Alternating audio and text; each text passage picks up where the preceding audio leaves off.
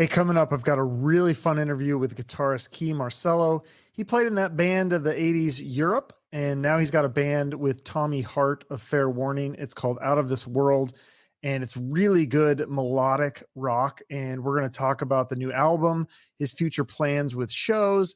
We're going to talk about the old days with Europe and doing shows with Def Leppard, why Bob Rock didn't produce for Europe, and the #1 hit single that Europe turned down.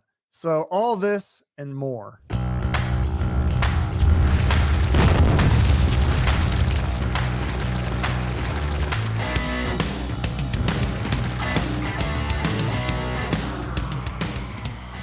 I'm terrible with lighting. You probably know more about that as being on stage and stuff. I'm sure you have to know a little bit, right?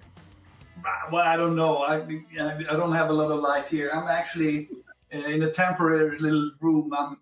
I'm rebuilding my studio, so I'm sitting here right now.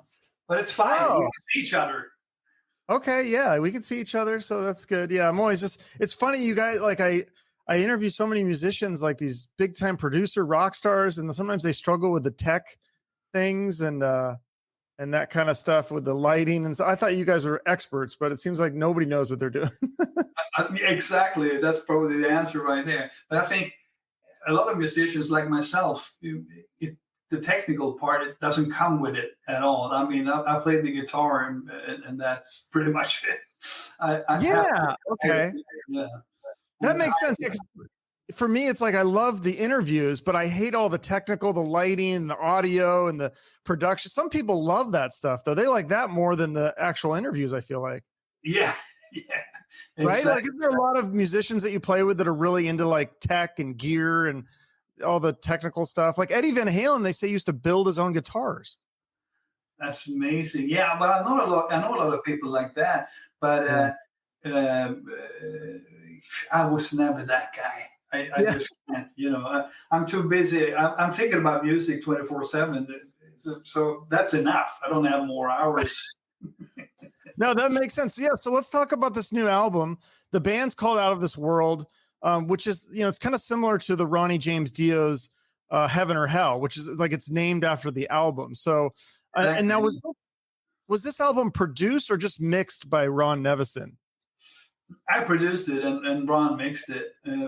It was absolutely great working with Ronnie. And as I'm sure you know, we worked together on Europe's album from 1988. So we haven't worked with each other for 30 plus years. And it's funny, once we get started, it's like no time passed at all. It's back to normal. Yeah. Okay. So how do you work with him? Because I'm trying to get him on the show. Actually, we've been in touch, but I think he lives in Seattle, right? Well, he lives in the state of Washington. I don't think he actually lives. It's actually closer to Portland, Oregon. Portland, Oregon. So is it all it's the closest emailing stuff and electronic? You're doing it because you're in Sweden, right? Or are you somewhere else? I'm in Gothenburg, Sweden. But check this out. I mean, I got a couple of Genelecs in my studio, and there's a new streaming service that I never heard of that his engineer guided me into, and I could actually set real time and see Ron instead of Washington in his house, in his studio, moving the levers on the mixing board. It's, with picture and sound, real time. Wow. The future is here, mate. Yeah. I feel like I'm still having some hangups with my tech doing these interviews with the streaming, but so you're not having any of those like hangups where that it interrupts the stream or anything like that? Well, obviously, the faster your line is, the better it is. Preferably you need like a real fast line, which I do not have. I have like a semi-fast line, but it was enough for this occasion. Okay. The fiber. You say you're not really into the tech stuff, but I didn't know that you produced this because the production sounds really good. It's like I just had Mike Reno from Loverboy on, and his new song, I told him, I was like, if you made this song in the 80s, it would have cost $5 million. I mean, I'm exaggerating a little bit, but I mean, the production on this album on Out of This World is it's like top notch. I mean, it has that 80s sound, but the production is way better than anything that was ever made in the 80s because of the technology. Thanks a lot. Yeah. Well, I am a producer, and I've been keeping on producing since back when I started in the early '80s. So that's what I do when I not do my own records, obviously. So I really like that part, but it's I'm an arranging producer, while sort of Ron Nevison, he's an engineering producer. He knows all his big stuff and he's producing. So it's sort of two different angles of producing. But I'm definitely feeling at home with arranging and writing. For me, it's all the same thing. I write and I arrange and do everything at the same go, so to speak. Yeah, because the songs they're very catchy. They're very melodic. I love that there's synthesizers too, because that sounds very reminiscent of the '80s. You don't hear that a lot in music today, which it's kind of sad because I like having something that sounds different. And so if you like that synth sound, I mean, I think it's really cool to hear like Twilight. I think that's my favorite song. That song is so catchy. Thanks, man. Yeah, I love that. I love that kind of stuff. Maybe it makes you think of Styx and Kansas and a lot of good stuff. And I love the synth sound. Even Van Halen or whatever. I just want to bring that back. I really love synthesizers in hard rock, and it's correct. A lot of people forgot the keyboards altogether, or just stick in a B3, just for the sake of it. But I really made an effort to try to include the keyboards. Yeah, no, it sounds. I got some help as well. Yeah, of course. So did your singer Tommy Hart, who's a singer of Fair Warning, and then you work with him on the Key of Hearts. Does he help write and arrange, or does he just do lyrics, or what is his part in this? On this album, I actually wrote lyrics and music, all of it this time, and produced it as well. A lot of it has to do, it's not because I'm sort of egomaniac who wants to do everything himself. It's just because we couldn't physically meet. I live in Gothenburg, Sweden. He lives in Berlin, Germany. So there's a problem right there during the COVID crisis. So we had to do what we could do. And I had, on top of that, the first 3 songs I wrote for this project was Twilight, Lighting Up My Dark, and In a Million Years. Or the first 3 songs I presented to the guys. And they turned out so well. They were the 3 songs the manager was using to shop a deal for us. And so they just let me, I was on a roll. So they just let me go with it and go with the flow. And I had like 1,000 ideas. So before we knew it, I had a whole album in me, and we just continued doing that. On the next album, Tommy is more than welcome to participate in the songwriting and lyric writing. I know he's a great lyricist. Yeah. So when you write the songs, I've heard it come from different musicians different ways. So like, is it just this? I hear like sometimes the song just comes to you and you're just like a receiver and you just write it down. It just comes, or do you try to actually sit down? Okay, I'm going to write a song and then try to craft it, or how's it work for you? Well, it's like you said. Actually, I think it was Keith Richards who said that the songs are already there. They're in the air. Just grab them and pick them down. So I have the same kind of feeling that when I get an idea for a song, it's in my head, and it's my job to hear it well enough so I can put it down. I can record a demo of it. And while I'm working with the song, more often than not, the lyric idea comes up just automatically because the song speaks to you and it wants to be about something specific. Most of the time, a lot of the time I struggle with the lyrics, but most of the time you hear in the music what the song is about. Like, for instance, Twilight that you mentioned, it's about the possible last twilight. It's the end of the world, actually. The last twilight of Homo sapiens, the last twilight of humankind. How would that be? And experience the last twilight and knowing that's the last one that will ever exist. And that gives you a lot of inspiration when you create the synth sounds and arrangements and the build-up of everything, So the music gives the lyrics and the lyrics gives the music. So it's sort of Is that inspired by, were you watching a movie about the end of the world or reading an article or a book or something, or how did it just came to you? Nah, well, it's quite obvious we're getting close, Just look at the... Oh, no, like millions of years. global warming and all shit, well, I know not that close, but in geological ages, we're really close. For instance, a meteor haven't hit the Earth in 75 million years, or is it 65 million years? The numbers are so big. So it's about time it hits us again, because that's the ratio. About 65, 70 million years between the big bangs of meteorites landing on this. So I don't want to depress all the listeners. Well, no, because my friends, they'll send me these articles like every week. I feel like there's a meteor that almost hit the Earth, or like it's coming, but it's not. It's usually not that big. I feel like most of them just burn up in the atmosphere, or they land in like a pebble, and so it's usually not that big of a deal. But I guess you never know when something crazy could happen. Lots of crazy things going on in the world. So, but that's why we have music to distract us. I feel like I listen to music, and it's like, it's interesting that I didn't know that's what the song was about, because it sounds like such a happy, uplifting song. It doesn't sound like it's the end of the world. Hey. Yeah, exactly. But I like the bittersweetness in music, when it's both like a positive energy, but at the same time it has a darker side to it. I like the mixture of the both. Yeah, absolutely. Well, it seemed like the reviews I read, the album's doing pretty well. Are you happy with the reviews and I don't know if you call it sales or streams or the downloads? Is it getting what you expected? We first released it in Japan, and we kicked ass in Japan. It was amazing. I mean, we went straight to number 2 and then number 1 on the album charts for a month straight, I believe it was. We dominated the album charts for the whole spring there in 2021. And so that went really well. We just released it here in the rest of the world. But I mean, the reviews are absolutely amazing. We're getting 10 out of 10s, 5 out of 5s, a lot of them. I lost count, actually.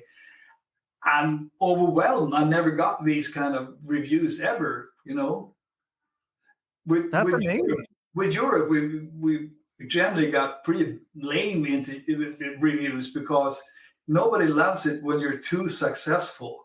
Let's face it, So most of the time, since we were obviously so successful, they were trying to find flaws within the productions or songwriting or whatnot. So this is the first time I'm coming up with something which is so unbelievably positively received from all the journalists. I'm very happy about it. Yeah, no, that's awesome. So then what's the next step? Are you guys going to tour? Do you have shows you're lining up, or? Well, I don't know if you know this, but in Sweden yesterday, they heaved all the COVID restrictions. Nobody wears a mask. We can have concerts again. And the same happened in Denmark, Finland, Norway, Great Britain. It's starting in Germany, Holland, and pretty much all of the EU is going to be open again, this spring. And it's just, Sweden already have no restrictions. I always hear that that's like the model of the thing, the experiment, because it's all like an experiment to me. And Sweden was the thing where it's like they had no restrictions. You guys never locked down, right? Wasn't that the country that didn't do that? You got to stop getting your news from Fox News. We had restrictions, man. Yeah, we had a lot. Okay. Yeah. I mean, I'm thinking of Switzerland. I always confuse those two. No, I mean, that's generally the reputation Sweden has outside. I guess it's because part of it is because Ronald McDonald Trump said in a statement that we were going for herd immunity and we didn't have a lockdown. But it's just not true. We had a lockdown where we did. Yeah, we couldn't go publicly anywhere. The restaurants closed down, and we had the same as pretty much everybody else, but maybe a little lighter than a lot of countries, I guess. But we definitely had a lockdown. I mean, I was feeling so lonely in the studio sometimes. I live in a house right outside Gothenburg, so not a lot of people pass outside my house. So sometimes when I was in the kitchen getting a cup of coffee and the mailman would pass, I would do the wave. That's the first person I saw in days. Wow. Yeah, it was really It was dark. So, but now now it is lifted. So now is officially, there are no restrictions at all, or nothing. It's nothing. like just like it was before. And okay, that's interesting. So I haven't checked. Are your numbers are good then, or they just feel like it's? I checked the numbers. I checked the numbers. About 90% of the Swedish population have immunity. So partly because due to the fact that a lot of people obviously had the virus, and also a lot of people had the vaccination shots, which is crucial. You know, we don't have so many anti-vaxxers here, which always helps. So the scientists believe that already in March we will have achieved herd immunity, which means the virus is gone. It lost. I mean, it still can pop back in different sort of formats, but it's the same as a cold or a different sort of what do you call it? Influenza. The flu, yeah. Okay. Well, that's great. So shows. So then you do have some shows. You're going to start to schedule those then, or? Well, it just started right now, so we just have to make. I mean, obviously, a lot of people have been afraid of the mere thought standing in the mosh pit of a big festival with 10,000 other people, and I can stand that, of course. So we have to see where this lands. I know a lot of agents and festival people and managers and agents are having meetings as we speak, you know, trying to figure out how the festival summer is going to pan out. But fingers crossed, I think it's going to be great. So we're going to go on tour as soon as possible. A no-brainer would obviously be to go to Southeast Asia. We were #1 in Japan, and just the names that me and Tommy can support the band with will make it possible for us to do a Southeast Asian tour. Then the EU, we have ideas with a double bill for the EU, and we want to go to the States and South America, of course, you know. That'd be cool to do. Would you do a tour of the States, or maybe just some select shows, or how would that work? We don't really know yet. I mean, and I'm going to have a meeting with my manager, an agent, next week. So I probably know more. Oh, did it get dark? I disappeared. Yeah. Anyway, so next week I'll know more, I guess. Okay, yeah. And then what about Easy Action? Is that band still active? I know you guys played the Sweden Rock Festival a few years back. Is that another thing you're still kind of got coals in the fire there, or is that totally defunct right now? Oh yeah, I mean it's great, but right now I've been so busy, and a lot of it depends on me since I produce and write for that one as well. We have I mean I think you can find a single with it called Dazed on YouTube, but I haven't had time, to be quite frank. First of all, right now I have a solo career as well. I've released 5 solo albums, and right now I have a hit single in the EU. It's a song called "Don't Miss You Much," and it's on the charts in Germany, in the UK, and Sweden, Denmark, a lot of places in the EU. It's actually it's been for 4 consecutive weeks. It's been top 10 on the Amazon gas list, which is Germany, Austria, Switzerland, which is the main. So it's going really well. It's called "Don't Miss You Much." Check it out on Spotify. Okay. So I'm doing really well with that as well. I'm working. The new single is coming in April. So as you hear, I got a lot of stuff going on here, and I haven't really had time to think about Easy Action right now. Okay. Now, are you still doing the Rock the Night? That was like a Rock of Ages type of show, or is that still part of your job too, or are you done with that? It's the same thing. I think I'm done with that. Actually, it's a lot of work, and we did some successful things. We did a couple of gigs with one-off shows with Mickey D, you know, from Motorhead and Scorpions playing the drums, and Erik Grönvall, the original singer from Heat, the Swedish band Heat. Okay. So, which was great. But I mean, I don't have the time, and I have to limit myself right now and try to focus on the stuff that really goes well. So right now it's my solo career, and it's out of this world, and that has to do for now.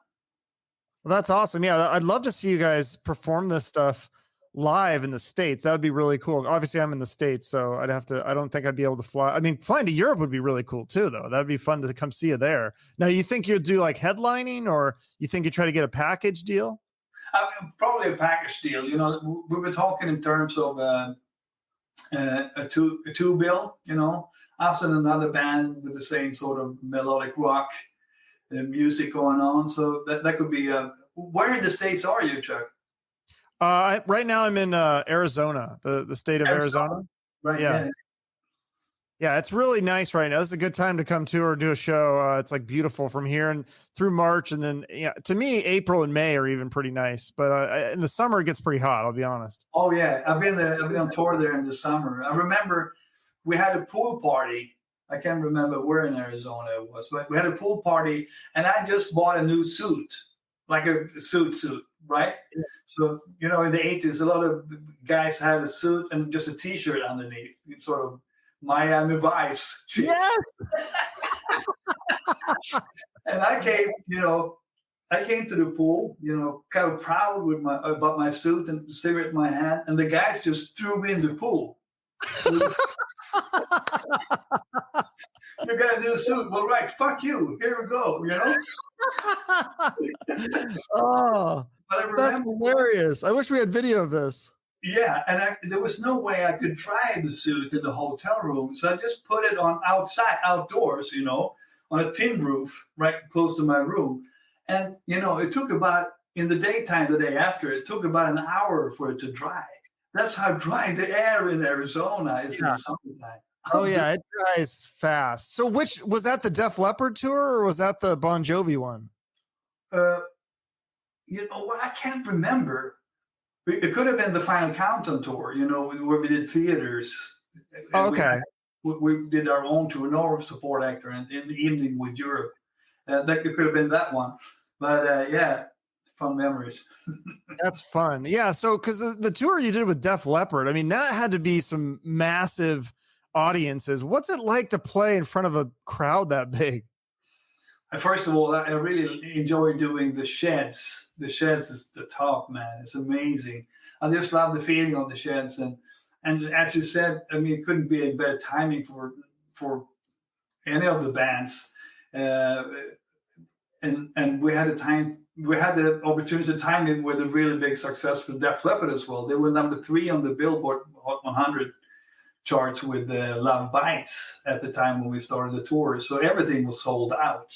It was the only thing that when we came with the tour bus to a new city, that's the only thing they were talking about on the radio about the show. So it really felt like we were the center of attention, and all the shows were sold out. It was amazing. It was like a victory, a trail of victory. Yeah, that sounds like a great package. Is this when they had this like secret thing in this, what was like a secret room under the stage? The Def Leppard. Did you ever get to see that? I don't know. I heard about this. This is just an urban legend. Secret room. I mean, it's not all. You can't go underneath the station on all the sheds arenas. Okay, but some of them there was like a trap door. What? There was like a trap door or something that they go in there and hook up with girls or something. That's what I heard. I don't know. I don't want to disappoint you, mate, but that sounds so much like an urban myth.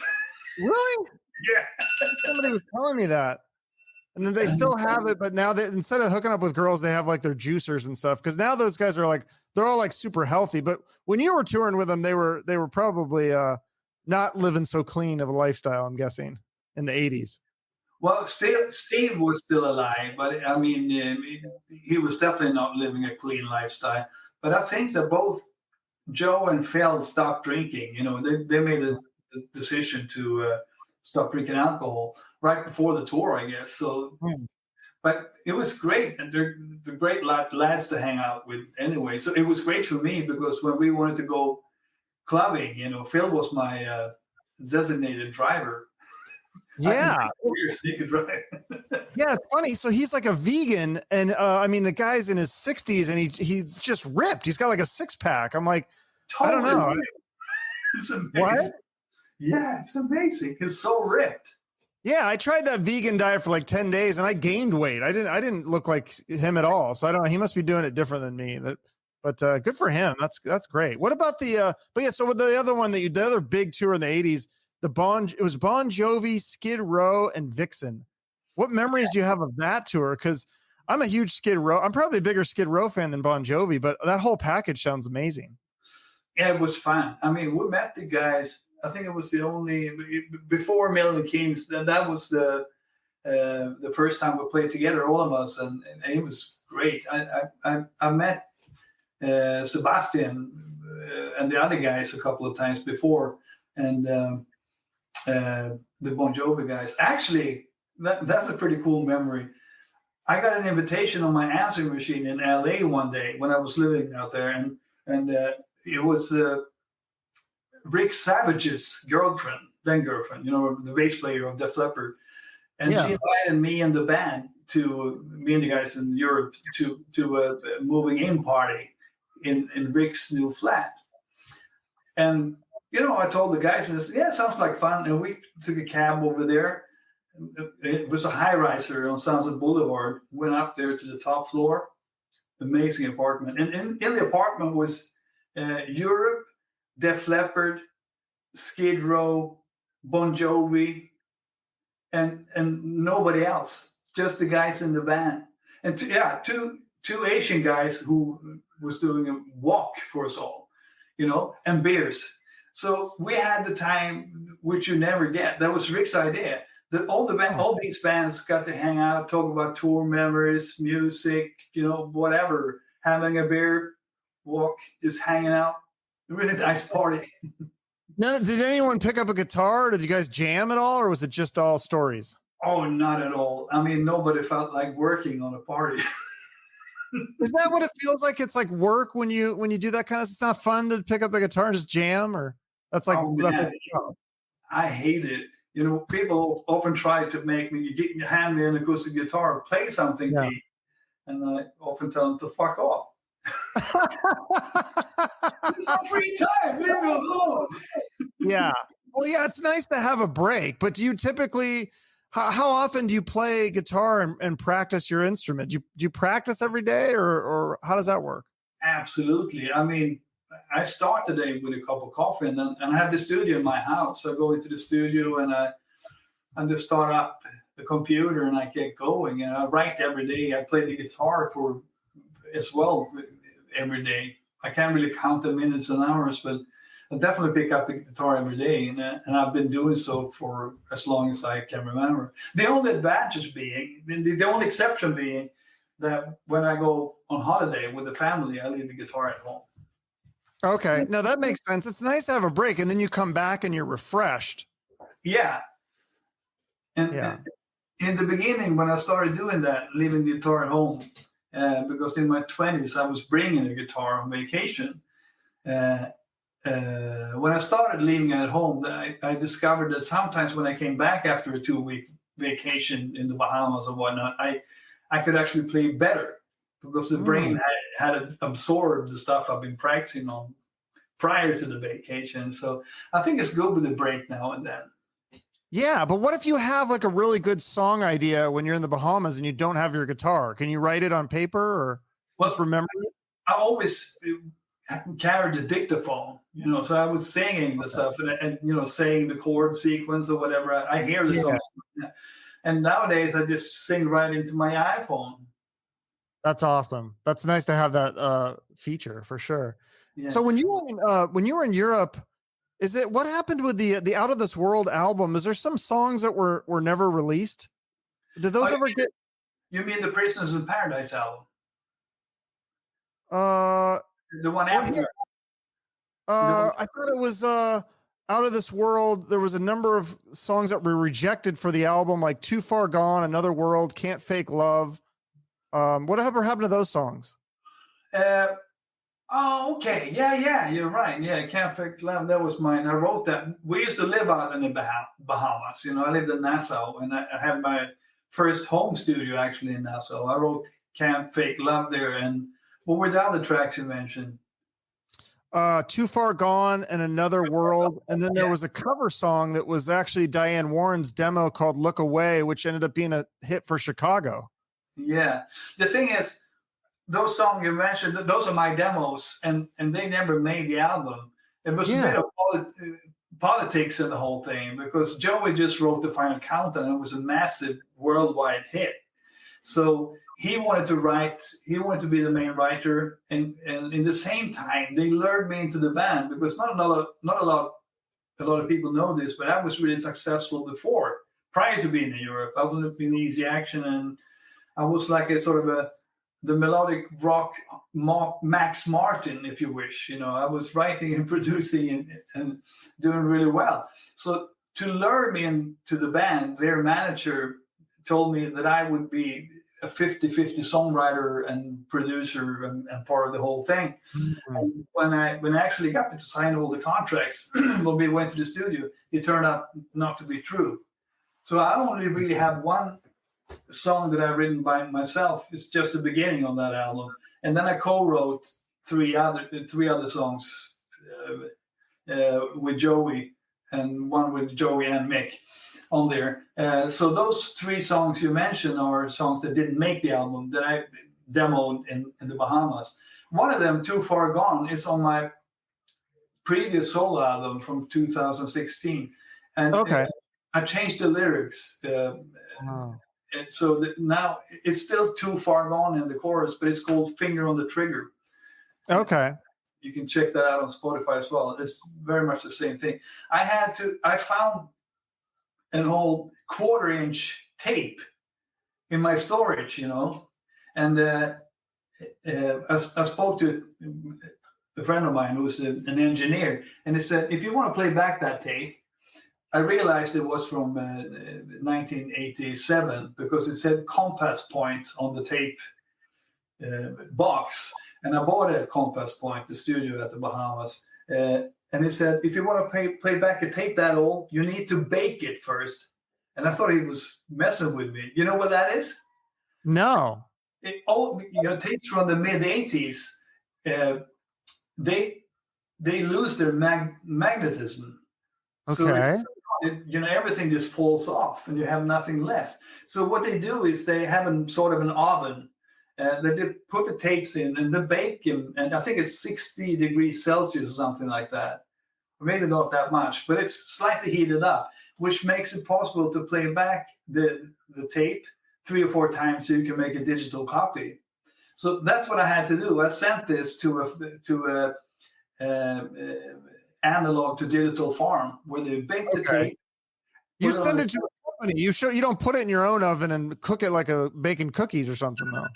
No, it's not a regular oven. I don't think that would be good at it. Just checking. I want to make sure. I don't want to give misinformation. I get kicked off YouTube for that. So I wouldn't recommend that. No, they have like businesses that do this, and I used a business here in Sweden that does that a lot.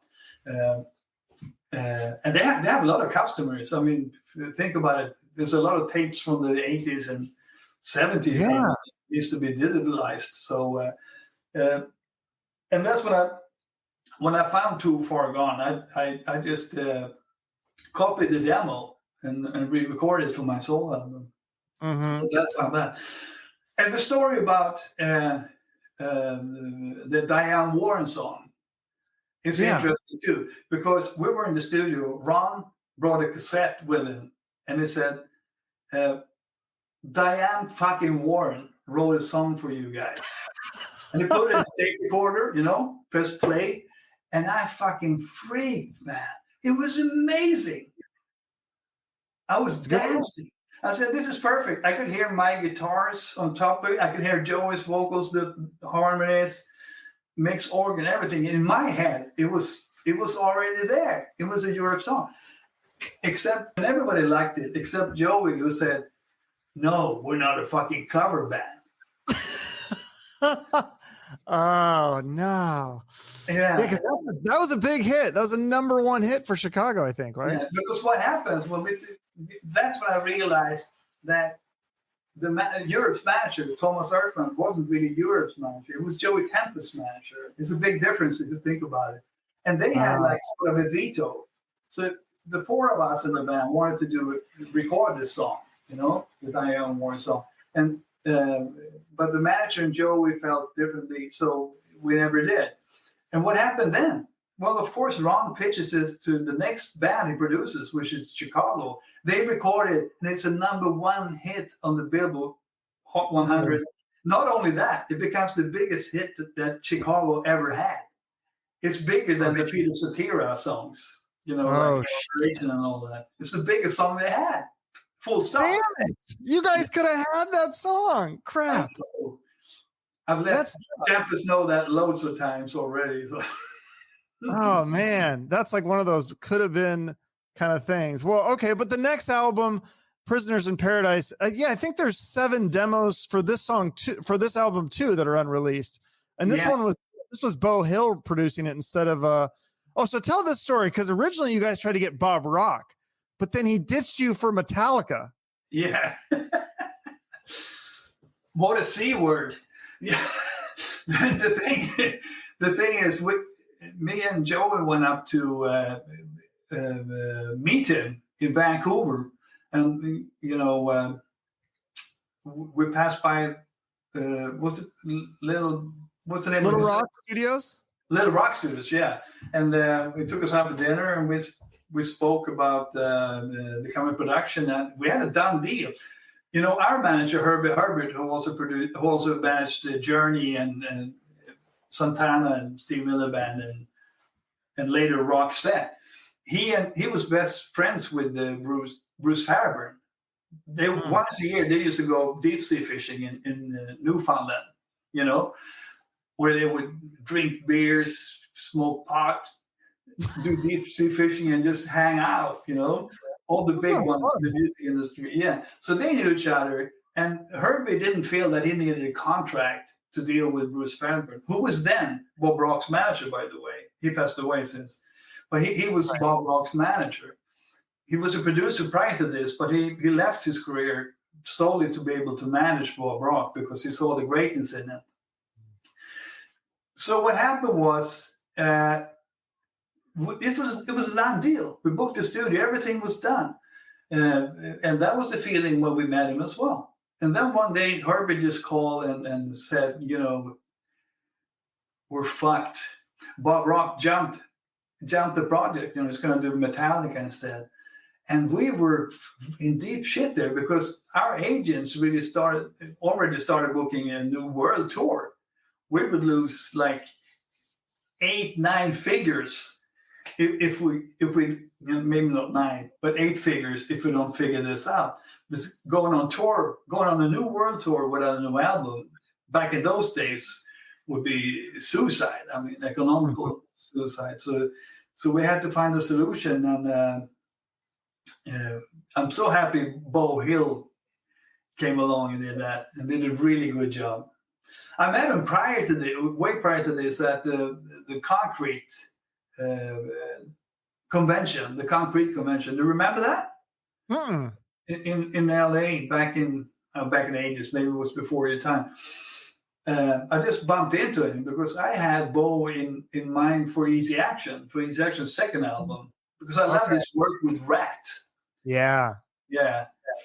He did some great stuff there. I loved his producing skills, and so I had some contact with him prior to this. And then I bumped into him at the Concrete convention and said, "I would love to do the band you're in now, Europe." And he said, "Well, I'm sorry, that's a good idea, but we just got Bob Rock to do the new album. It's like, good for you guys. He's great. He's doing great right now.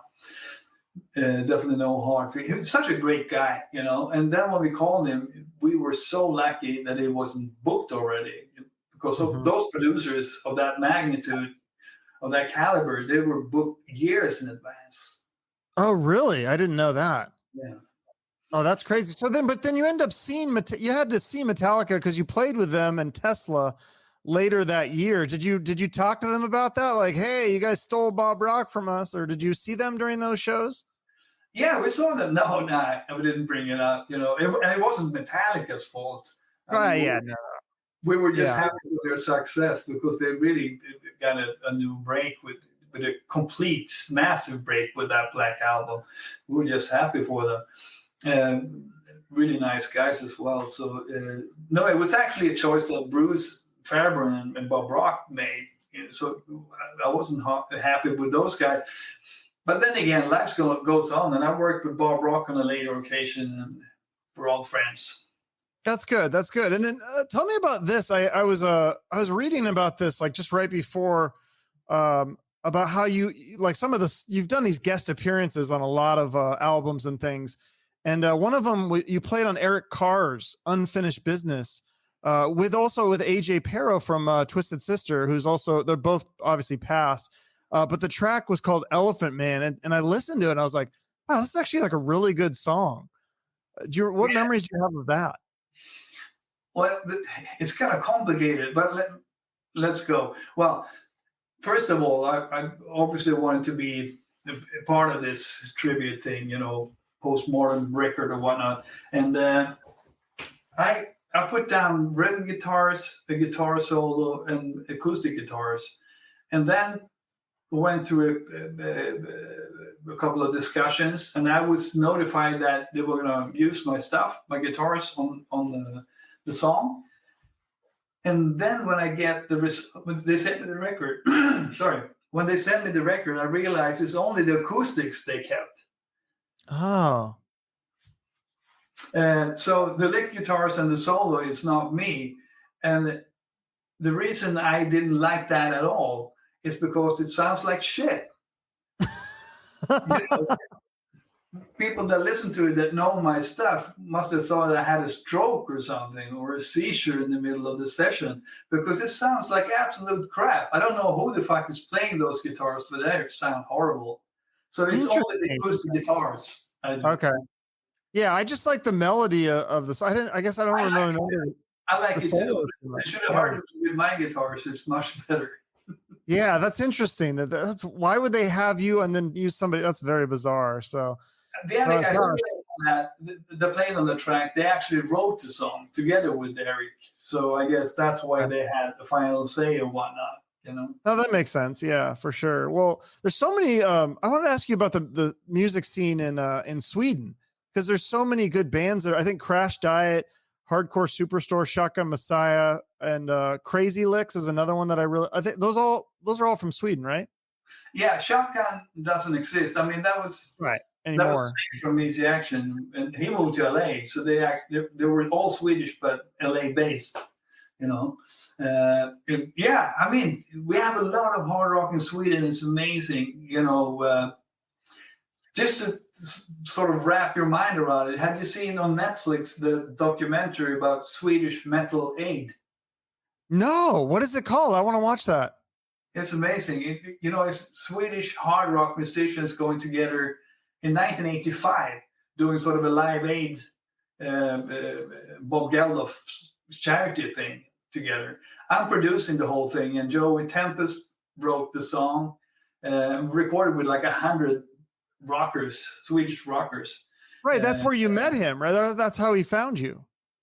Yeah, we knew each other from way before that, but that's when we worked together for the first time. And probably one of the reasons why everybody was so sure that I was going to be the new guitar player, because I didn't do an audition or anything. We already knew each other musically, so to speak.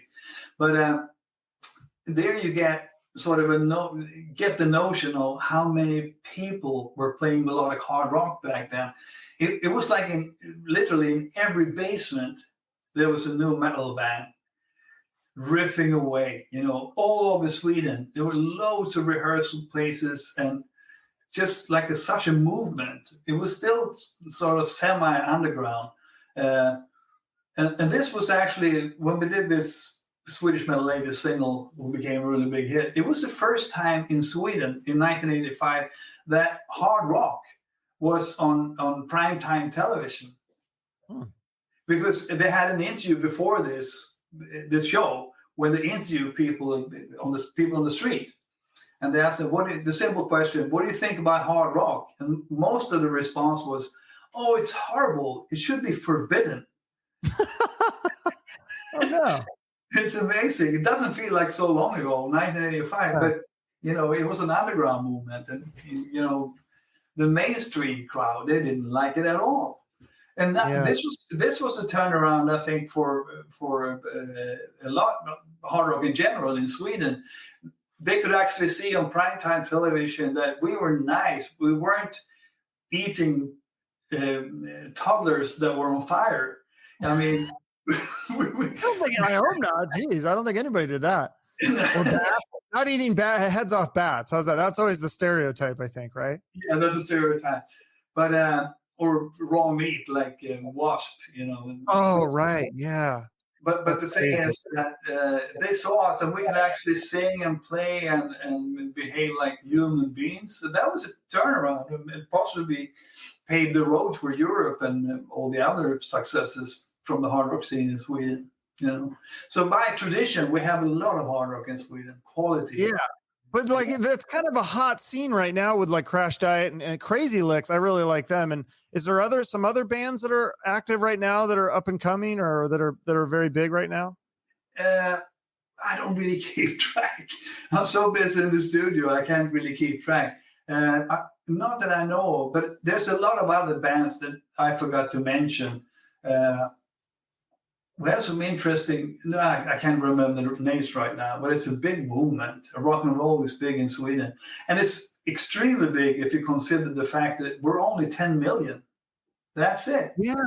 Yeah. It seems like it seems like it's bigger there than it is like in the United States. Like it's more popular. It's because I knew a guy that was from there. He was around that area, and he would say that over there it's different. It's more popular. It's still, you know, it's not passe or whatever. It's still very cool. And oh man, I got to do the next interview. Oh crap! I'm so sorry. Yeah, I didn't know. Yeah, well, we'll get going. All together, no problem. Yeah, we lost track of time. Sorry. Just real quick though, is there a charity that you want to give a shout out to? I always end with a charity. Is there a cause or a charity you want to mention here before we leave? Well, I definitely want to say something about the environment because it's. I mean, all the plastic that ends up in our oceans is really disturbing. Wash those That is bad. Dolphins with plastic bags over their face. It's just horrible. So Greenpeace for sure. Okay. I'll put that in there. People can throw a few bucks there after they buy your new album. So thanks. I'll let you get going, Kee. Thanks so much for doing this. Awesome, Chuck. Have a good one. All right. You too. Bye-bye. Great stories from Kee Marcello. Believe it or not, I actually had more stuff to talk to him about, so I'll have to have him on again. The story of the Diane Warren song is just crazy. So go listen to Chicago's Look Away and then listen to Europe's Carry and tell me they aren't similar. And I think it could have been a really big hit for the band. Oh well, live and learn. But make sure to follow Kee and his band Out of This World on social media. Of course, I'd love for you to follow my podcast and subscribe to the show. And if you can even write the show a review or rate it wherever you listen. 5 stars, of course. And I appreciate all your support. Have a great rest of your day and remember to shoot for the moon.